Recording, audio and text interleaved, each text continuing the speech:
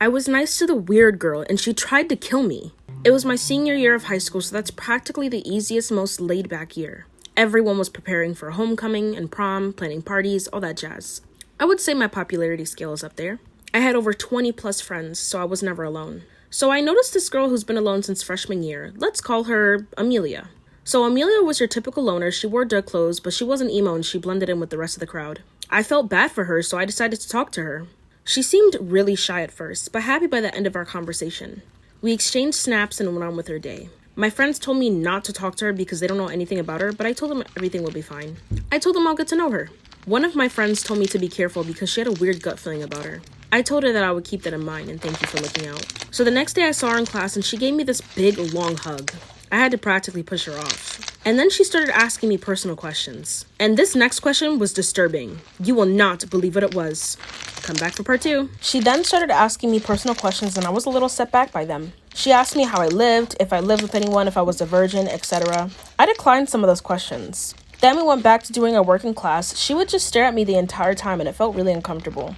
After this, she tried to hug me every single day, and whenever she did, she would grab my butt or my breasts. I told her to stop several times, but she just wouldn't listen. One day, she took a picture of me in the hallway, just randomly. I asked her why she did that, and she said that I looked pretty, and I said, oh, okay.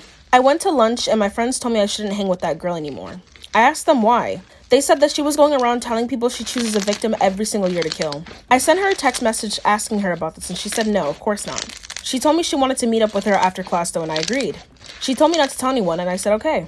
I actually forgot to meet up with her, and the next morning I woke up with like 50 text messages. Some of them were saying, why aren't you here? Do you hate me? Where are you? So when I went to school the next day, there were cops there, and you will not believe what happens next. When I went to school the next day, the cops were there and I passed them. They looked me up and down, but not in a rude way, more of a concerned way. I went to my class and everyone was whispering around me. My friend Samantha asked if I was okay and I asked why. She showed me the Snapchat of Amelia following me holding a knife. I looked shocked. This was when I was walking home yesterday and I forgot to meet up with her. Next thing you know, the principal asked me to go to the office by calling my home teacher over the phone. I walked to the principal's office, met him there, and he sat me down in his office. He asked me if I knew anything about the picture Samantha just showed me, and I said no. He asked me if I did anything to cause this behavior from Amelia, and I told him no. I just talked to her because she didn't have any friends and she sent me over 50 messages when I didn't meet her after school. I showed him the text messages and he nodded. He told me he understood where I was coming from, but he had bad news. I had to switch to online school for the rest of the semester for safety purposes as they were trying to expel Amelia. He printed out our conversation and I was sent home. I went back the next school year and everything was fine. Amelia just wasn't there.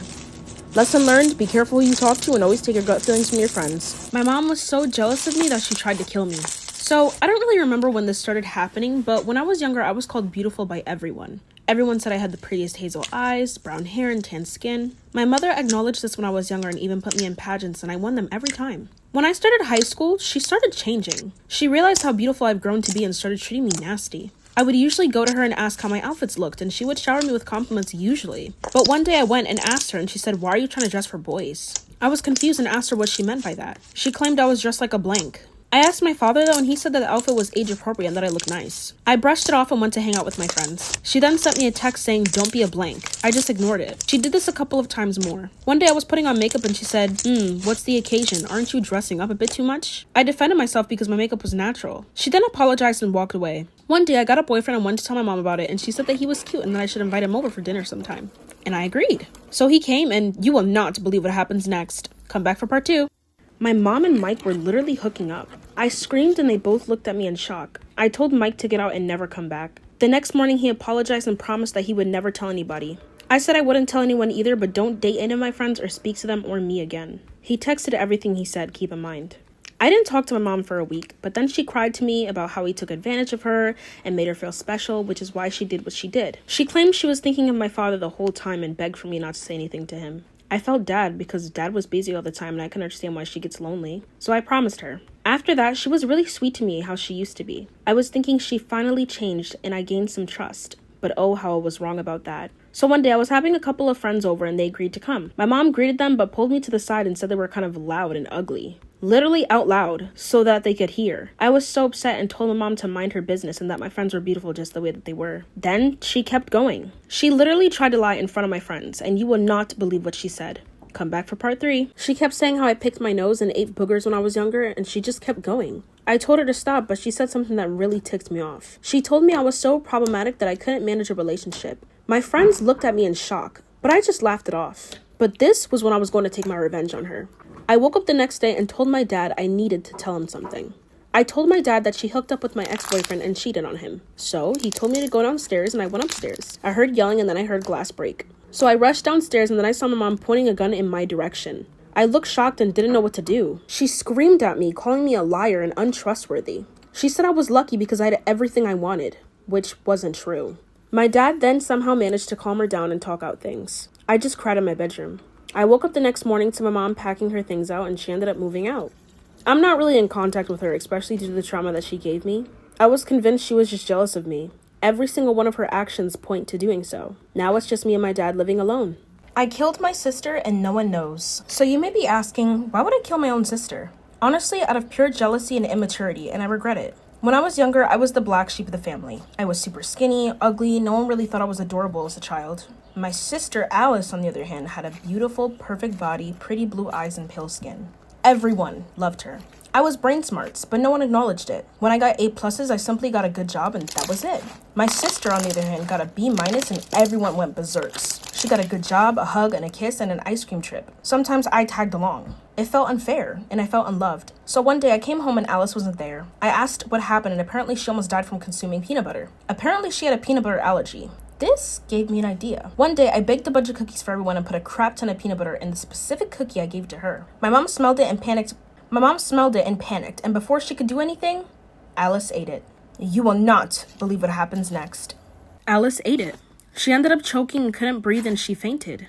I was happy, but then they started yelling at me. I fake cried saying I forgot and they said it was okay. They ended up driving her to the hospital and they took her to the emergency room. She was in a coma for 3 days. This ended up taking more attention away from me instead of me gaining some. It's like I couldn't win. So after that, everything was fine. She came back home and life went back to normal. Flash forward, we were 15 years old. She was popular in high school and I was the loser. Yet again, the black sheep. I was even more jealous of her. She tried talking with me and bonding with me, but I just pushed her away. I was so mad at her that I couldn't be mature enough to actually understand her. One day, I saw a video of how you could die from consuming too much cherry pits, and then I realized Alice loves cherries and drinks cherry juice as well. I figured I could grind up the cherry pits every time she threw them out and put them into the cherry juice drink. So over time, I managed to gather 100 pits and I did exactly this. I put it in her drink and then I waited. I went to the library because I didn't want to deal with anything. And then when I came back home, I saw ambulances outside. Come back for part 3. My mother was crying and bawling her eyes out, and so was our father. My mom came up to me and told me she had bad news, and I asked her what it was. She said that Alice was dead. I asked them how, and they said they didn't know, but that's what the cops were trying to figure out, because she didn't seem suicidal. I got nervous because I didn't want to get caught, but I waited it out, and they are now suing the company of the Jews for $1 million because cases like this have happened many times. After that, I still didn't get attention. So I decided I honestly didn't want to live anymore. I was going to leave a blank note in my bedroom and just hope for the best. As I was filling the bathtub, my mom rushed in and asked what this was. She was holding the paper I left in my bedroom. I started breaking down and explaining how I felt like no one loved me growing up. No one acknowledged what I did. No one ever appreciated me. I felt like a waste of space. My mom said that she was sorry and she explained that my sister Alice actually had a learning disability and autism. So they tried their best to make her feel better. I instantly regret what I did to my sister. I should have asked before doing what I did. But instead I misunderstood. They didn't do it out of favoritism. They did it out of pity. I stole my best friend's boyfriend for fun and made everyone hate her.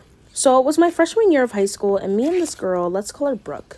She was the sweetest and kindest girl ever. Everyone liked her.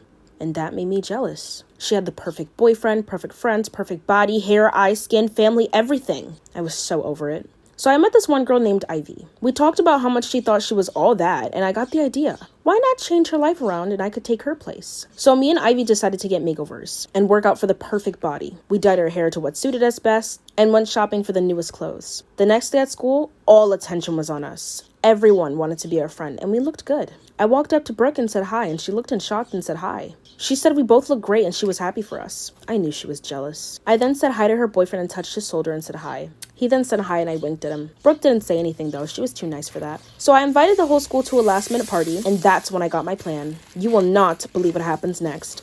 Come back for part 2. I invited them to a last-minute party I was throwing and they agreed to go. So this is when I made the plan. I decided to invite 2 boys to give her hell that they could do whatever to her since she rejected them in the past, and they agreed. It was around 8 p.m. when the party started. I had a 2-floor house, so the stairs kind of overlapped the first floor halfway, if that makes sense. Anyways, we continued having fun and the boys texted me to place her directly under the stairwell, and I agreed. So I brought her there with Ivy and we talked, and I thanked her for how much of a good friend she was. And if it weren't for her, I wouldn't look this good. She said thank you and basically took all of the credit. I texted Ivy the plan and told her to leave when I left, and she agreed. I told her I'll be right back and I'll get all of us drinks, and she said okay. I saw her and Ivy talking, and the Ivy said she'll be right back and to wait here, and she said okay. So she was just dancing by herself, and I turned around to get some punch, and then I heard screaming. Next thing you know, I turned around, she was covered in blood and some other stuff. I was shocked and confused. I texted the boys what it was, and it was pig blood and eggs. She then ran out crying. A couple of moments later, she sent me a text, and you will not believe what she said. So she ended up sending me a couple of texts, and she was extremely mad. She said that was the worst party she ever went to, and I was the worst party hoster ever. I asked her how. She said that there were animals in there, and I have a lack of control of who goes into my parties or not. I told her sorry for what happened, and she said whatever. That's why literally nobody liked you, and you were a loser until you became actually pretty. I literally looked in shock at the text messages, and I didn't know how to respond. So then I came up with another idea. I was going to take screenshots of the messages, send them around school, so nobody would like her. I then started texting her boyfriend and asked if he still wanted to date her after what happened. He said no. Over the course of 3 weeks, I ended up managing to take all of her friends, making everyone dislike her, and stole her boyfriend in the process. Would I say it's worth it? Probably not. But was it funny? Yes, it was. This is a prime example of why popularity doesn't matter in school. Literally anybody could take your place, and there's no sense of individuality. Follow for more story times, and follow my Instagram as well. I catfished my ex-best friend and teacher at the same time for revenge. It was my junior year in high school, and I struggled with depression pretty bad. My parents were crap parents. They didn't really care about how I felt or if I was fed, anything like that. They shouldn't have been my parents, but anyways, that's just the story behind my depression. So my grades started struggling, and I explained to all of my teachers, and they were understanding and gave me more time on my assignment. But there was the toughest teacher in school, Mr. Crawford. He was my psychology teacher. I asked him if I could have some more time off, and he declined. My grade dropped from a C to an F within some time. I was so mad, but I brushed it off. I was sad all the time. My ex-best friend claimed she didn't want to be friends with me anymore because I was too depressed. I asked her if we could take a break until I get better, because I understood that emotional baggage could be a lot for someone. She just said no and gave up. She said that I was a fat, ugly, depressive bum who was never going to be anything in life. I was so depressed after that and cried myself to sleep every night. I couldn't believe someone who was my best friend did that. So I thought of the most evil plan. I remember she had a huge crush on a guy who was a close friend of mine and was going to use that to my advantage.